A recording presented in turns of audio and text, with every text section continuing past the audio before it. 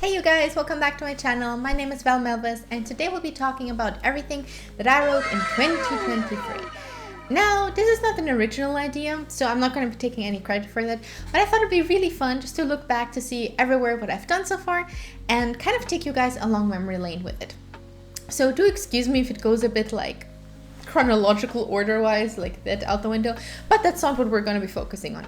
Today we'll be focusing about everything that I wrote in 2023 itself.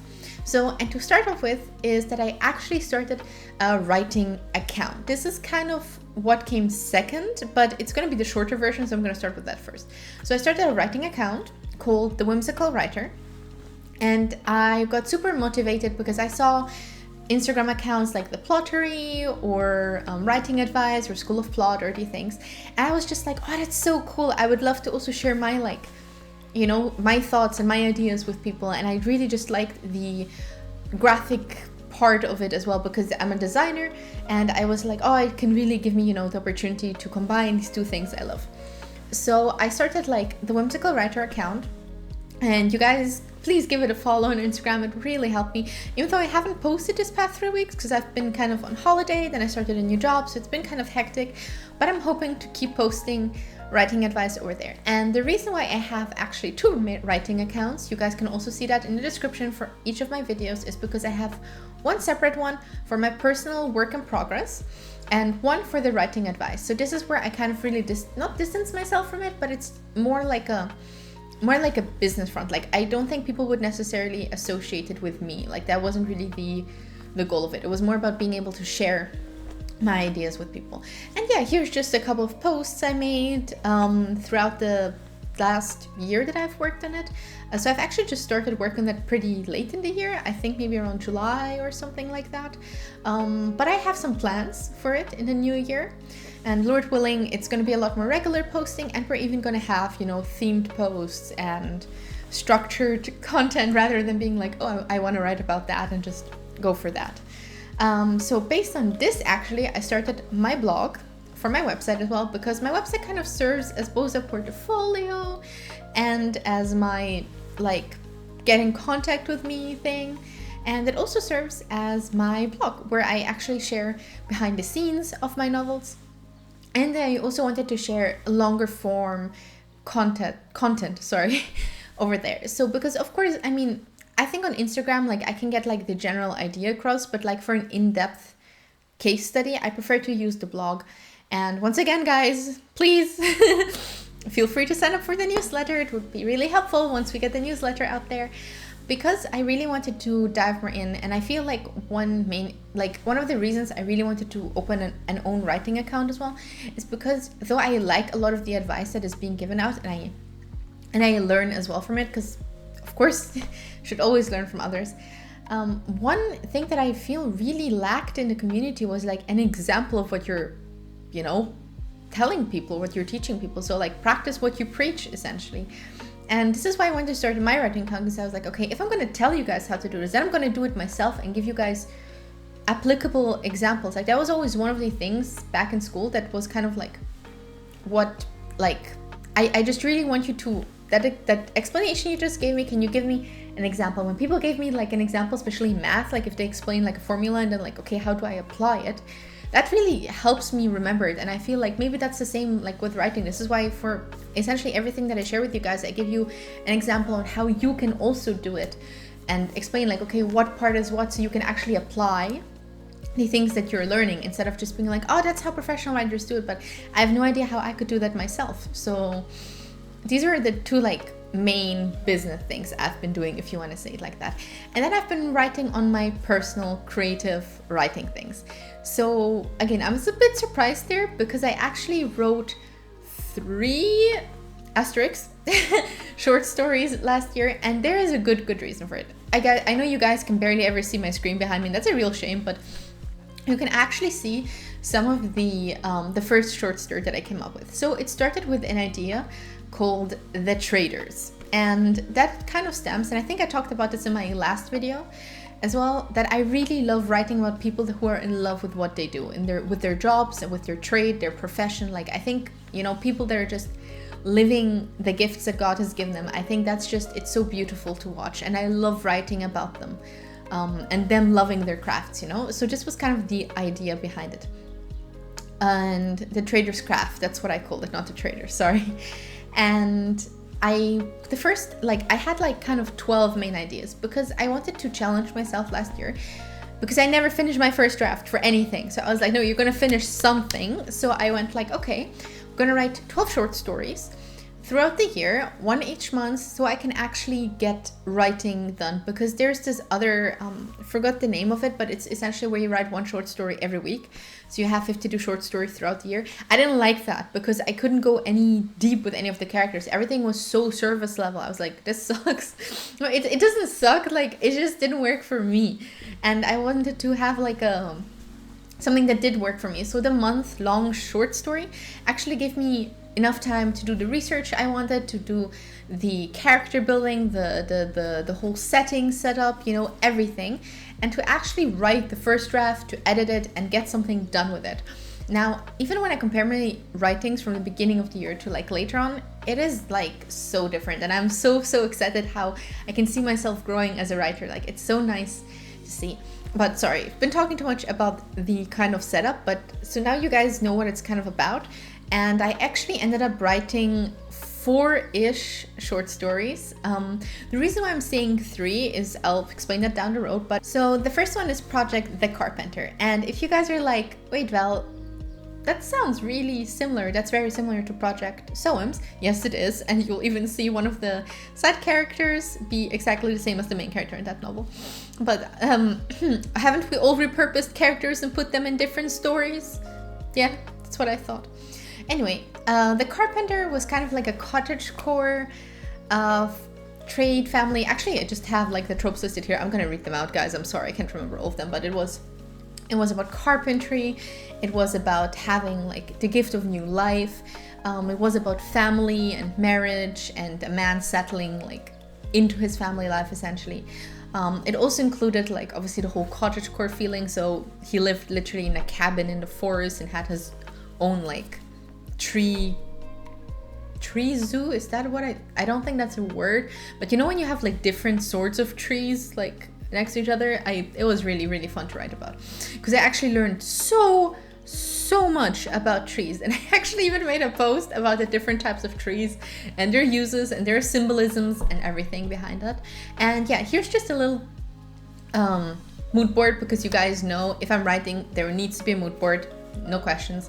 And that was the first one of the Trader's Craft. So now I'm saying for number 2/3, because these were actually 2 separate ideas that I started off writing. But after I had kind of gotten into both of them, I was like, wait, no, I'm gonna merge these. They work better like this. So what the next one was The Baker. And this one also merged with The Plotter. And I'll just be going a bit through that, guys. So The Baker essentially talks about like this really cute, fuzzy is not the right word, but like she's just so like cute college girl who's essentially working in this bakery, the night shift in a bakery in a bad neighborhood, and she's doing that to make her ends meet, but she actually really likes baking as well. Like she's having even a lot of fun, and you know, she's kind of saving up towards her college career and all the things. But the reason why she has also the night shift and why that's important is because that's where it ties in with my third short story, The Potter. And here we have an insomniac prodigy potter. Now you're like, how on earth are these connected? Let me tell you. Essentially, they share one house. So the bottom floor is essentially the bakery, like it's a shop, just the bakery. And on top of it are a couple of apartments, right? And one of these apartments, essentially the apartment directly overhead, has this pottery genius who just moved out there on a whim because he was just so sick and tired of getting like haunted by all these like, you know, like, oh, you're so awesome. Like he's like, he wants a studio where he can chill and relax and just work on it. And actually the story didn't turn into a romance, which was very strange, because whenever I have characters that are supposed to be friends, they usually end up being, you know, lovers. And I don't know how this time it didn't happen, so that was really cool. I understand it's weird maybe to you guys, but once you read a bit more of my books, you guys are going to know what I'm talking about. So he's living on top of the bakery. She bakes cookies. He's insomniac, which means his sleep is out the window, literally, and he can like never sleep. And at some point, like she hears him like fall or something. She goes upstairs, leaves him some leftover cookies without really realizing, because she's thinking it's actually an old dude living above, because he's like, you know, the top artist, and here and here and here.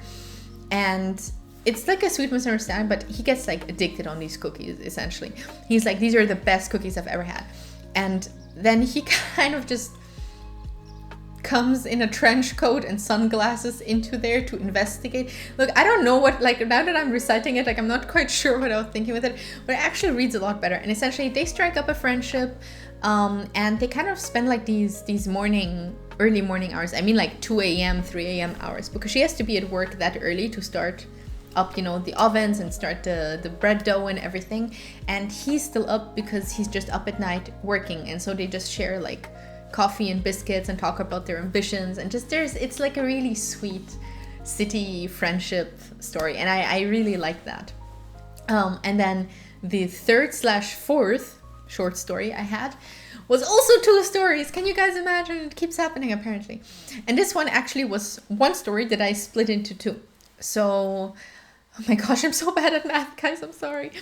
But this story was going to be about 2 sisters in Venice, approximately 16th century. And they are orphan sisters. So they grew up in the same orphanage, but kind of went different ways. So you have like the first, the elder one, who is kind of like the prodigy child, essentially. And she has, her like whole thing is glass blowing. And you know these really beautiful, colorful glasses that they have like in old churches, like, you know what, yeah, these things. So she's essentially doing that as a living, and she's like super talented. And I didn't flesh her story out too much because I didn't end up finish writing that. But her story was essentially going to also involve the, since it's taking place in Venice, it has like the Venice Carnival, and you have like this foreign prince there during that time. And she ends up somehow maybe being sponsored and also going to the ball, and he falls in love with her. But, you know, they're both wearing masks. It's like a masquerade ball, and it's like, oh, it's just so fun. I just love writing these sort of things. And then he wants to, like, you know, find her at the end. I didn't really finish that story, but essentially her story was just about, like, she just essentially wants to do her job and realizes she's not really into this whole high society business. Now, on the other hand, you have the younger sister, and she's a little bitter because she always felt like her older sister got more recognition and more, like, she's really antagonistic towards her older sister, even though her older sister is really sweet and loving to her. So you also see, like, there's a bit of an unreliable narrator thing going on there. And she is actually a lace maker, because I really like researching, guys, but again, lace making is a super, super difficult work. Not like most of the jobs I picked aren't easy, of course, but this one was like specifically hard. And it was just about her, she ended up working, like, you know, they grew out of the orphanage, went their separate ways. She ended up apprenticing like in this school for lace makers that is super famous. Like, it is the most famous one in the entire world in Venice. So she works in like a little shop with this elder lady, and this is kind of during the war era time. So one morning on her way to her workplace, she finds a passed out wounded soldier on her doorstep. Not a lot of information about that, but she ends up, like, you know, helping him, nursing him back to health. Her sewing skills come really in handy because he has a couple of wounds that need sewing up. So yes, character A tending to character B while they're sick/injured. Yes, I am guilty of that. And something I forgot to mention, the younger sister is actually also at the Venice Ball, because she's there actually as a more or less servant-ish, helping them fix their gowns. But the prince actually likes her at the beginning, and she likes the prince. And now when her older sister also again takes away what is hers, she gets even more bitter. But there's a good ending to all of this. There's kind of like a whole resolution. She ends up, of course, falling in love with her soldier, realizing like he's so much cooler than the prince. Like, I'm sorry, just even like they're my characters, but like, yes, he is, like, to be honest. And these were just kind of like my short stories that I wrote this year. I hope you guys like them. I also forgot to show you guys more aesthetics about that. I don't have any aesthetics, sadly, for the for the Venetian sisters, but I do have them for my baker and my potter. So I do hope you guys like those. And I also wrote 2 flash fiction entries, and the first one was called The Tower, and it was a fantasy kind of story that I wrote. So I'm just gonna be reading it off the screen. You guys know the drill. In the fairy tales Aurelia used to read with her cousin, there had been 2 groups of people that got locked up in a tower, damsels and servants. Damsels were noble girls that were deemed weak, cursed, or had been scorned and thus too scandalous to keep around, living their days in misery, yearning for the life they had once led but were now condemned from. Then there were servants, surrounded by bubbling glass flasks, the world outside a distant memory, tinkering day and night contently, their lives confined to nothing but what those round walls contained. Aurelia was both. Now, looking back at it, I'm like, oh, I would correct this and this. However, it essentially, the main character is a scientist princess, and I love scientist princesses, they're so cool. And yeah, she's locked up in a tower at the beginning, and she's actually the cousin of my main character of the fantasy saga I'm hoping to tell one day. It's probably not going to be after cottagecore. I have, I think, 2 or 3 more series that go before, but we'll see what the Lord has planned. So yeah, this was story number 1. Story number 2. Yeah, so story number 2 was called Threads, and I'm pretty sure most of you guys can tell what it's about. The crowd pushed around her, sweat and blood mixed in the air, her insides convulsed in agony. He was departing, so it was now or never. Reaching forwards with the last bit of hope the physicians hadn't stolen, she desperately grazed a thread of his garment, and her bleeding stopped. You guys guessed it! It's the woman that has been bleeding for 12 years before she managed to touch like the fringe of Jesus' garment when he's walking by. And it was actually the one time in the Bible where a person interacted with Jesus and she was healed like without them even having any verbal interaction. Like Jesus says, like he felt the power go out from him. And I think that's so amazing, like how huge her face was. To have like that sort of reaction. So it's one of my favorite stories in the Bible, also for certain personal reasons. But yeah, it was what inspired the Threads short fiction contest. And lastly, you guys, this was a bit of a long video, but I'm excited. It's my Project SOAMS! Yay! I made a video, guys, last week. Please check it out. But short story short. Short story short, it is a cottagecore fantasy, Christian cottagecore cozy fantasy that involves deaf representation, Basque country, countryside living, secret society, amnesic. So amnesic, man, sometimes my pronunciation is weird. So you got the deaf apothecary apprentice, you got the inventor with amnesia, and I'm just so excited to tell you guys their story because it's been growing on me, and I'm done with draft 1 as of right now. Currently in the commenting / chaptering part, and it's just the sassy comments I leave myself when editing. I'm like, wow, roasting myself over here, but it is what it is. And after that, I'm going to be starting on draft 2. Once that is done, I'm hoping to actually switch to a new project. So remember, the Project SOAMS is the first in a trilogy, the cottagecore trilogy, if you will. And then we have the pirate core trilogy, different. But I'll probably be working on number 1 of the pirate core because I feel like that's what the Lord's been putting in my heart recently. And I kind of need a stop from cottagecore. I see it everywhere now. So that's what I'm hoping to work on. So yeah, guys, this was everything that I wrote in 2023. Super excited to what 2024 has for me. That's gonna be actually my next video, talking about my 2024 writing goals. And for all the people that voted in my poll, I have not forgotten the cover. Okay, I see you guys, but it's a lot of effort in like one video, and I want it to be really good. So I'd rather have like, less video but better video than more video but worse video. Also, my words are gone for the day. So I hope you guys have a lovely, lovely end of 2023, start into 2024, and you guys really seize that opportunity. So see you guys in the next video. I love you guys. Bye!